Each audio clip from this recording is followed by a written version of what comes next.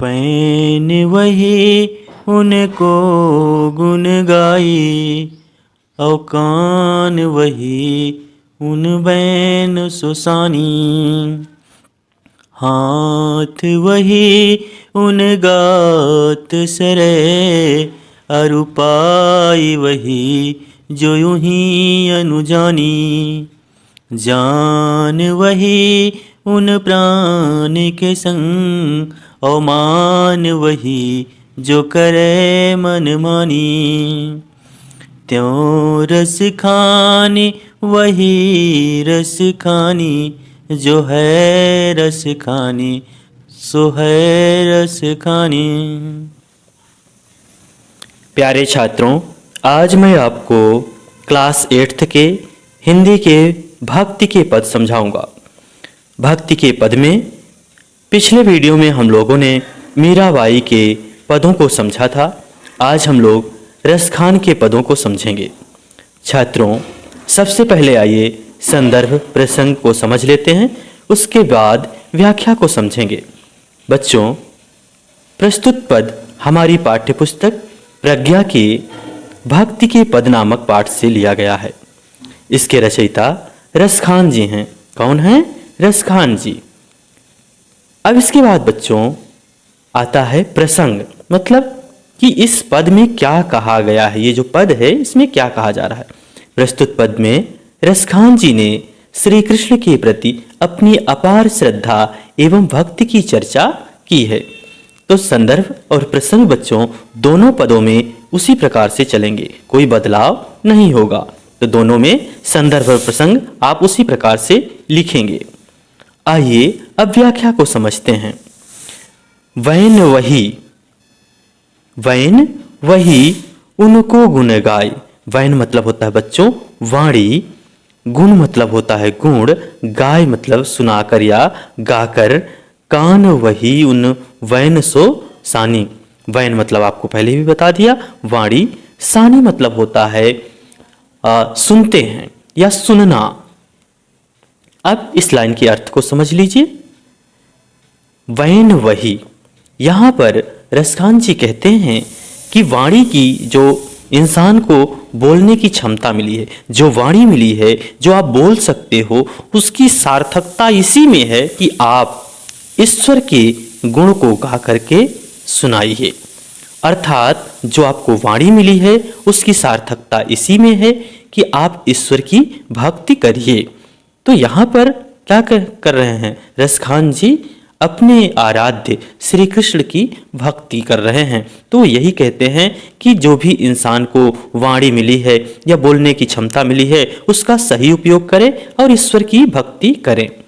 कान वही, जो हमको कान मिला है उसका क्या है? कान वही उन वैन सुसानी। और जो हमको कान मिला है उसका सही उपयोग ये है कि जो उनके वचन हैं या जो उनकी भक्ति है उसको सुनने लायक हो। सानी मतलब सुनने लायक या सुनते हैं। तो जो हमारे कान हैं उसकी सार्थकता यही है कि वो प्रभु की वाणियों को सुने या प्रभु के वचनों को सुन सके। आगे क्या कहते हैं? हाथ वही उन गात सरे, अरु पाई वही जो वही अनुजानी। हाथ मतलब हाथ जानते हैं आप, गात मतलब शरीर, पाई मतलब होता है पैर, अनुजानी मतलब होता है अनुसरण करते हैं। अब यहाँ पर क्या कहते हैं रसखान जी? हाथों की सार्थकता तभी है जब वो ईश्वर की भक्ति करें, उनका सेवा सत्कार करें। हाथों का उपयोग ये है कि वो ईश्वर के शरीर को छूने लायक हों या उनकी सेवा सत्कार करने लायक हों। और पाई मतलब पैर, पैर का क्या है? पैर वही जो अनुजानी कह रहे हैं। और पैर की सार्थकता ये है कि वो ईश्वर का अनुसरण करे।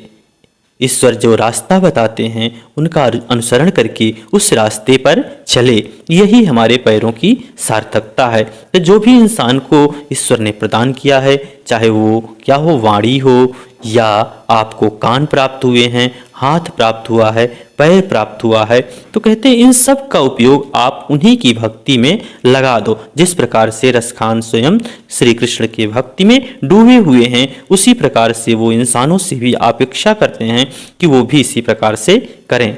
आगे क्या कहते हैं, जान वही उन प्राण के संग।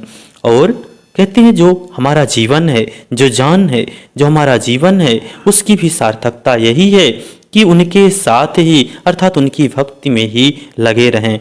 मान वही जो करे मन माने।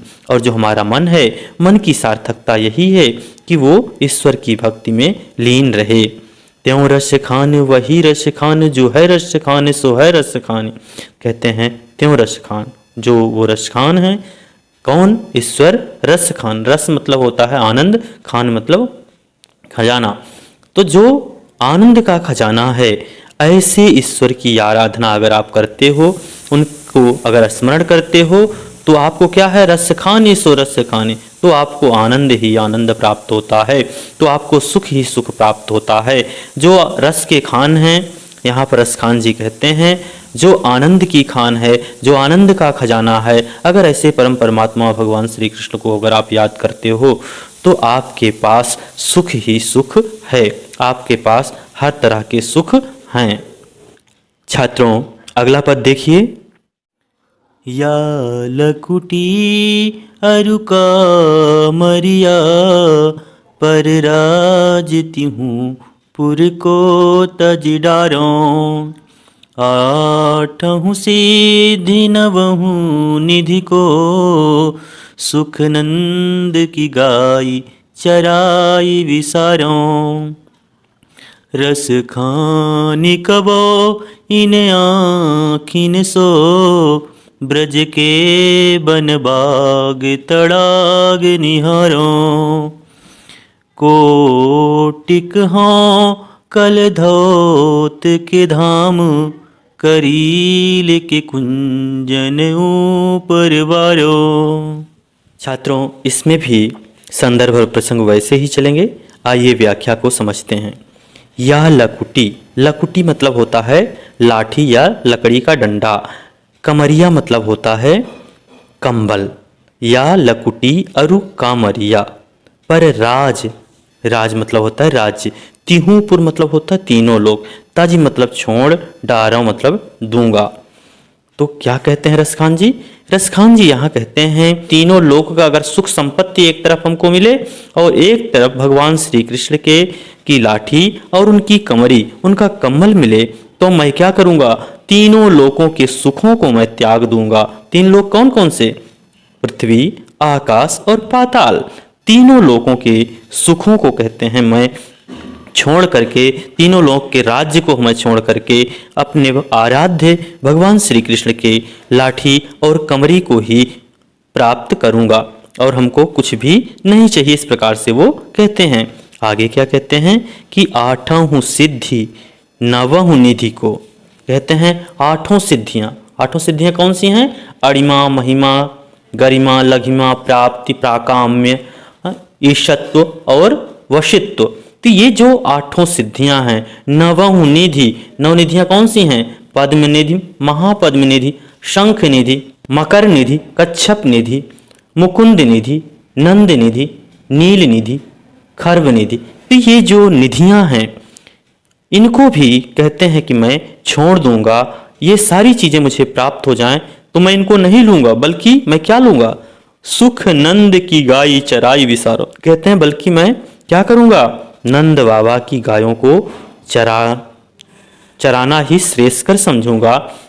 नंद बाबा की गायों को चराना श्रेष्ठ कर समझूंगा। इन आठों सिद्धियां या नौ निधियों को मैं नहीं प्राप्त करना चाहूंगा। रस खानी कबो इन आँखिन सो, ब्रज के वन बाग तड़ाग निहारो।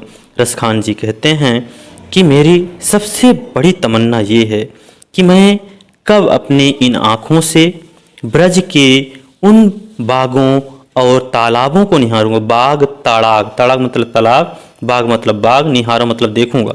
तो कहते हैं कि मैं कब मतलब कब अपने आँखों से ब्रज के जहाँ पर श्री कृष्ण रहते थे वहाँ के वन को, बाग को, तालाब को अपने आँखों के माध्यम से कब मैं देखूँगा, यही तमन्ना मेरे मन में रहती है। कोटिक हौं कल धौत के धाम, करील के कुंजन ऊपरवर। कहते हैं कि करील के जो कुंज हैं अर्थात जो कटीली झाड़ियाँ हैं उनके ऊपर, उनके एवज में मैं कहते हैं कि करोड़ों क्या करूँगा, कल धौत अर्थात स्वर्ण के, धाम मतलब घर। अगर एक तरफ हमको करोड़ों क्या हो, सोने के घर प्राप्त हों तो उन घरों को मैं त्याग दूंगा। धाम से यहाँ मतलब है बच्चों घर से।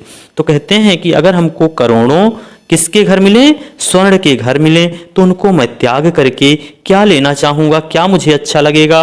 वो कहते हैं कि करील के कुंज ऊपर वारों। तो जो करील अर्थात कटीले झाड़ियाँ हैं, जो ब्रज की कटीली झाड़ियाँ हैं वो हमको ज़्यादा पसंद हैं। किससे, स्वर्ण के घरों से, जो सोने के बने हुए घर हैं उनसे ज़्यादा हमको वो कटीली झाड़ियाँ ब्रज की पसंद हैं। इसलिए मैं उसके ऊपर इस प्रकार के करोड़ों जो सोने के घर हैं उनको न्यौछावर करता हूँ, उनको त्यागता हूँ। इस प्रकार से यहाँ पर रसखान जी कहते हैं। छात्रों, ये चैप्टर यहीं पर समाप्त होता है। अगर ये वीडियो आपको पसंद आया है तो वीडियो को लाइक करें, चैनल को सब्सक्राइब करें और अपने साथियों के बीच में शेयर करें। धन्यवाद।